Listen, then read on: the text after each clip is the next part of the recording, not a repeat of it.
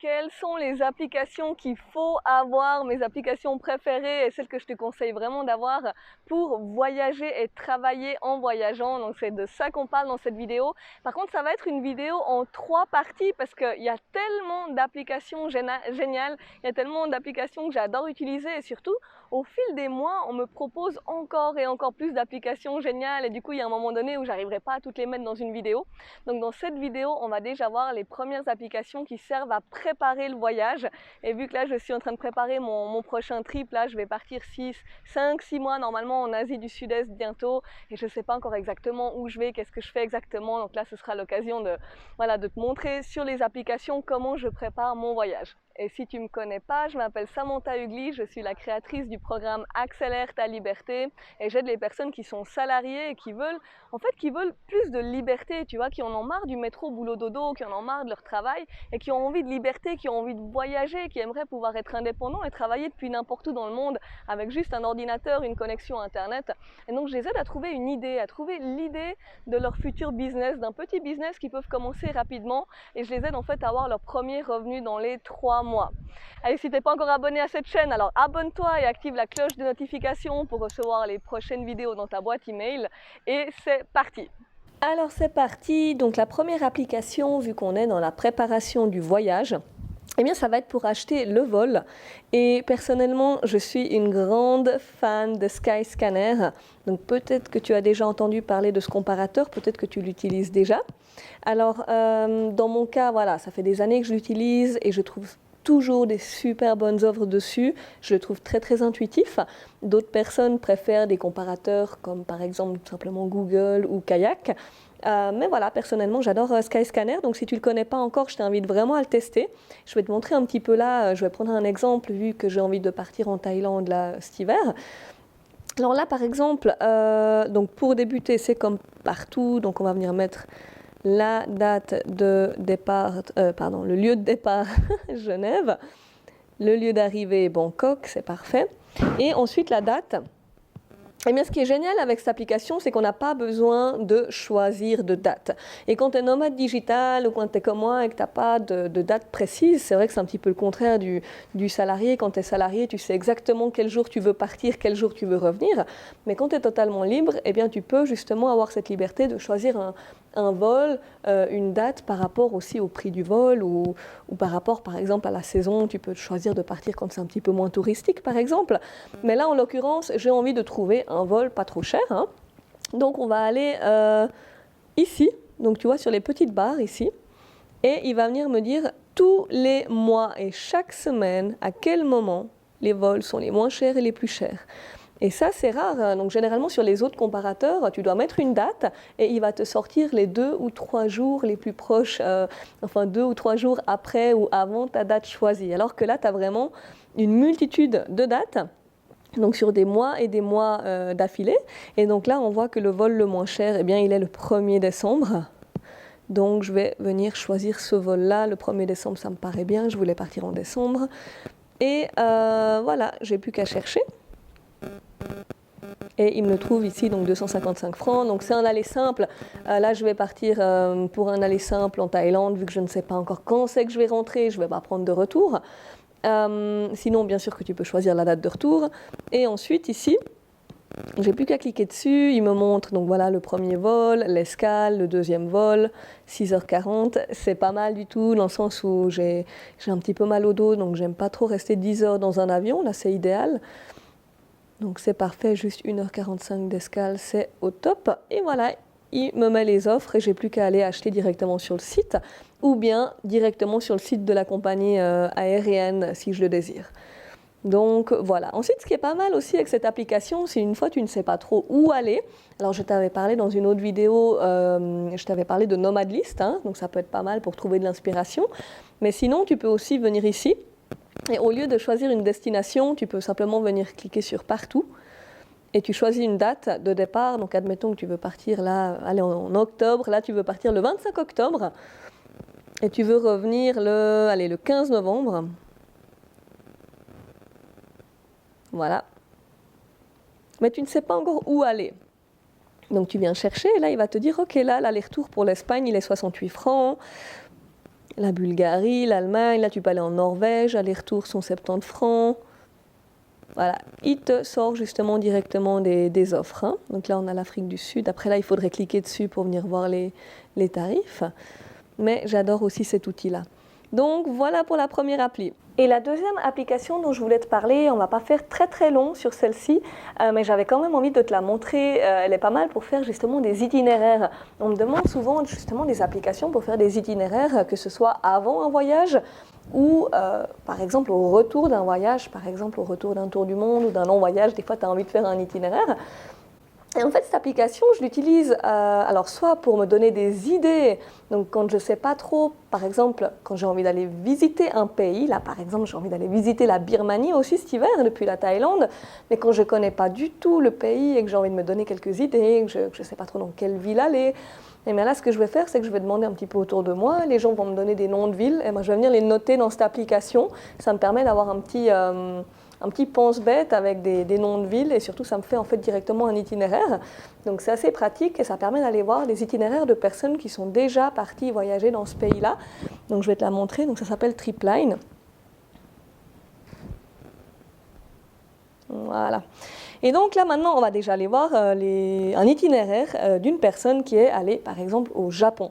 Donc là on va venir rechercher, on va aller dans Maps, on va venir chercher le Japon. Donc, admettons que je suis encore jamais allée au Japon et j'ai envie d'aller voir un petit peu par où vont les gens. Donc là, je vois qu'il y a il y a pas mal de cartes.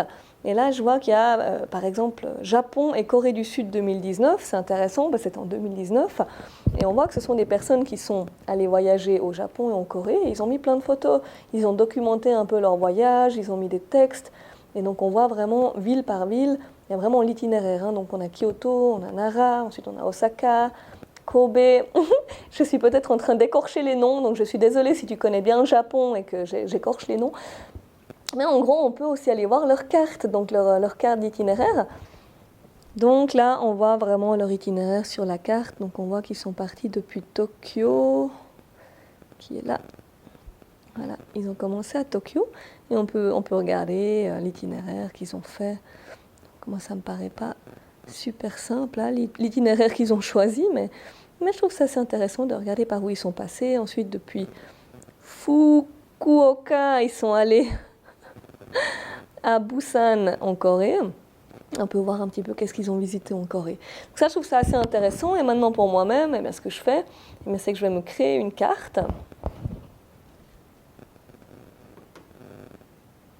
Voilà. Donc là, tu peux venir créer une carte. Tu l'appelles, donc là, je vais l'appeler Birmanie, hein, vu que j'ai envie d'aller en Birmanie.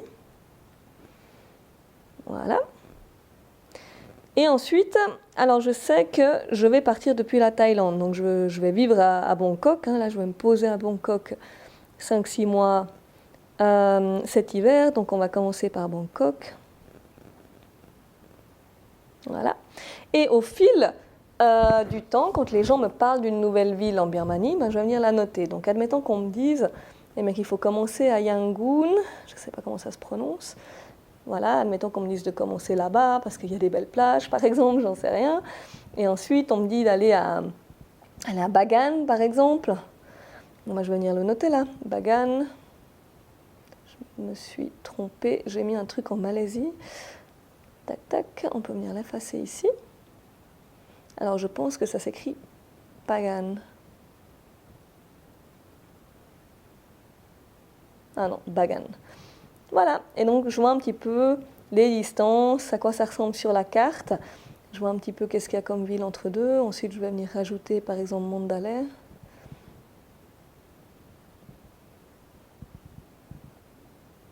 Ah, bon, on va mettre celle-là, c'est une autre, mais ça ira aussi. Voilà, et au fil du temps, quand les gens me donnent des nouvelles destinations, ben, je vais venir les noter dans cette carte.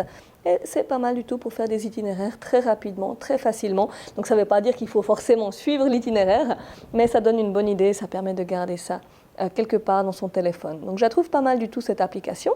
Ensuite, on a l'application Trello, qui n'est pas juste une application pour préparer les voyages, mais c'est vraiment une application d'organisation en général.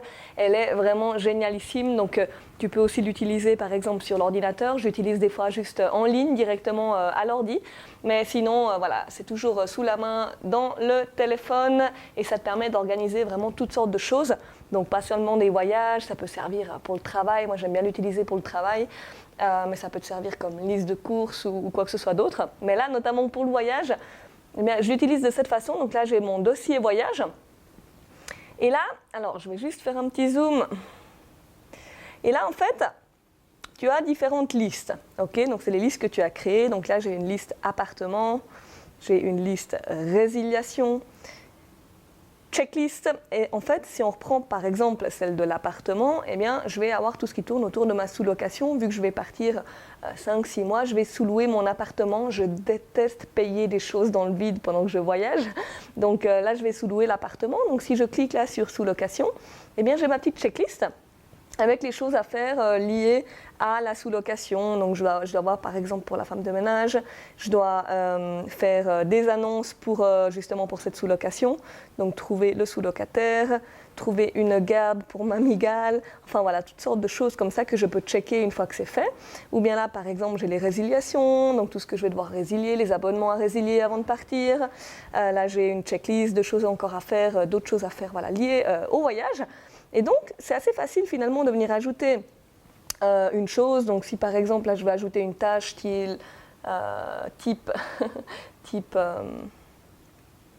appeler ambassade, par exemple, s'il y a une histoire de visa.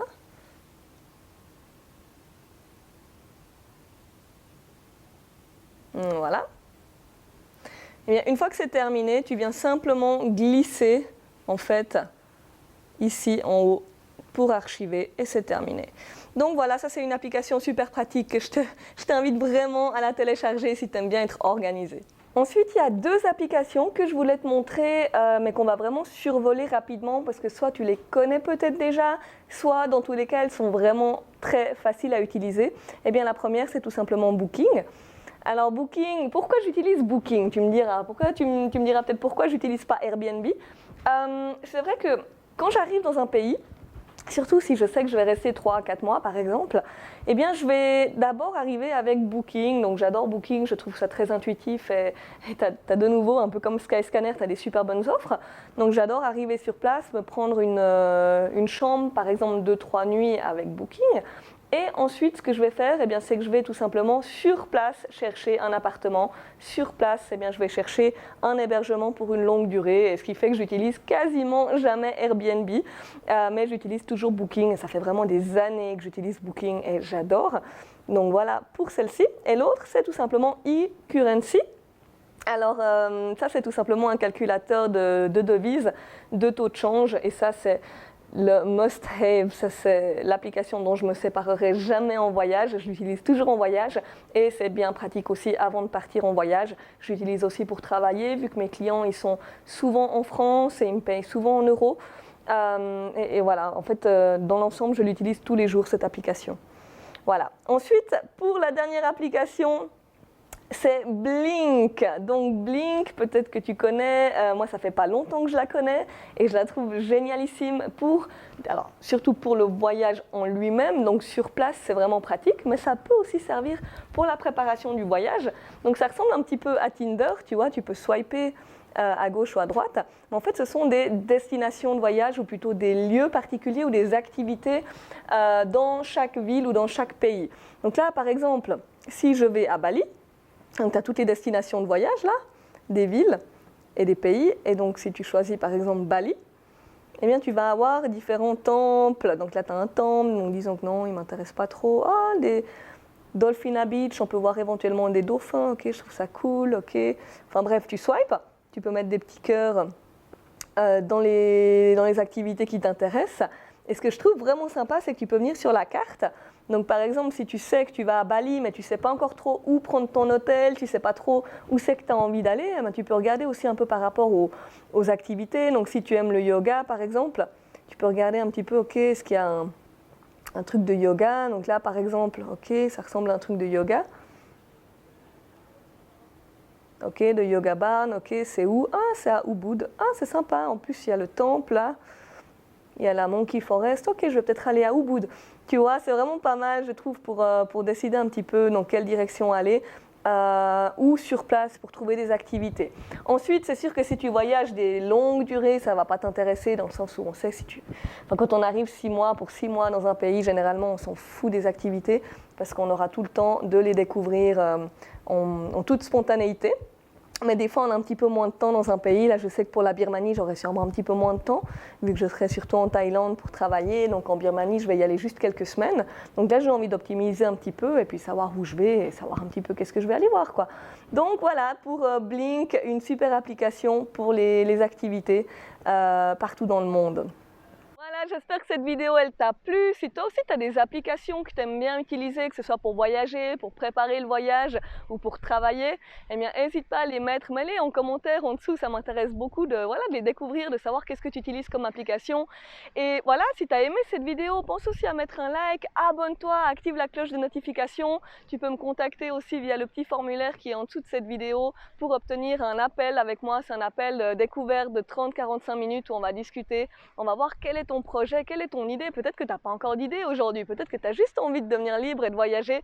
Et là, on va discuter, on va regarder qu'est-ce que tu pourrais faire, qu'est-ce qui te manque finalement aujourd'hui pour pouvoir te lancer. Voilà, je te dis à la prochaine vidéo. Ciao!